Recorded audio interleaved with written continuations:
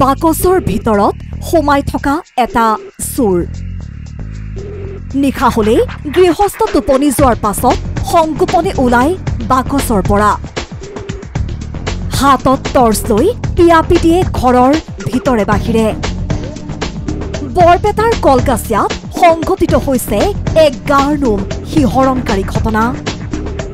নিশা হলে গাঁৱৰ মানুহৰ ঘৰে দুৱাৰে ঘূৰি ফুৰে এটা চোৰ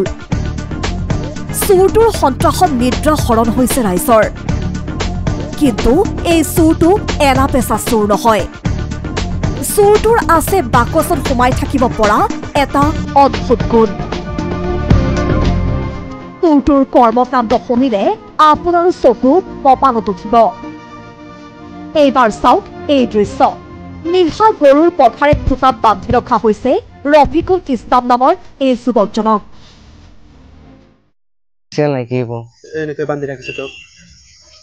बंद रख से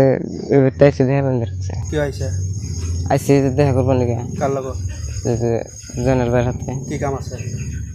কাম আছে মানে কাম করছিলাম একসাথে হ্যাঁ তন্তে শোকেসের ভিতরে থমাইছিল নাকি না শোকেসের ভিতরে থমাইনি এই যুৱকজনে নিশা গাঁৱৰে জয়নাল আবেদিন নামৰ এজন ব্যক্তিৰ বাসগৃহত সংঘটিত কৰিছিল চুৰি কাৰ্য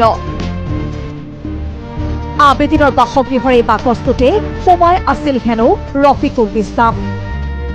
মোবাইলত চিনেমা চাই 3 বজাত গৃহস্থ টোপনি যোৱাৰ পাছত বাকচৰ ভিতৰৰ পৰা ওলাই ঘৰটোৰ কোঠাই কোঠাই পিনপিনাই ফুৰিছে চোৰটো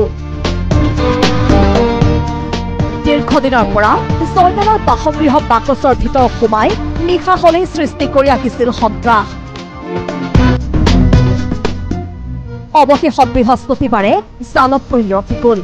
ৰাইজে হাতেলোতে আটক কৰি বান্ধি ৰাখিলে খুটাত আৰু এয়া তাৰ পাছৰ পৰিৱেশ এইবাৰ শুনক ঘৰৰ মালিকৰ অভিযোগ ঘটনাক কেন্দ্ৰ কৰি অঞ্চলটো সৃষ্টি হয় উত্তপ্ত পৰিস্থিতি অদ্ভুত চোৰটোৰ কৰ্মকাণ্ডই চকু কপালত তুলে অঞ্চলবাসী ৰাইজৰো এসপ্তাহ আগতে ঘৰৰ ৰাতি 3টা বজাত মানে ঘৰত সোমাই আছিল মানে কেইটা বজাত সোমাইছে মই নাজানো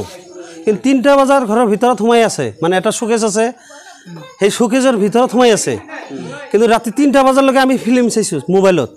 ফিল্ম চাওয়াৰ পিছত মানে টুকুনি নাহে গৰমত আছে তাৰমানে সেইকাৰণে আমি ফিল্ম চাই আছো চাওয়াৰ পিছত মানে যেতিয়া টুকুনি আহিছো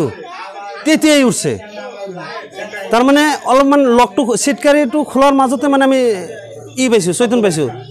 তাৰমানে উঠাৰ পিছত মানে সেই মোবাইলটো হাত দি লৈছি কিন্তু যুৱকজন প্ৰকৃততে চোৰ নে ফুপা ধৰা সেয়া বৰ্তমানো কিন্তু ৰহস্য ৰাইজে যুৱকজনৰ পৰৱৰ্তী সময়ত আৰক্ষীক সমজাই দিয়ে যদিও ঘটনাৰ ৰহস্য কিন্তু এতিয়াও উদ্ঘাটন হোৱা নাই কলগাছিয়াৰ পৰা সাফিকুল হাছানৰ ৰিপৰ্ট প্ৰথম খবৰ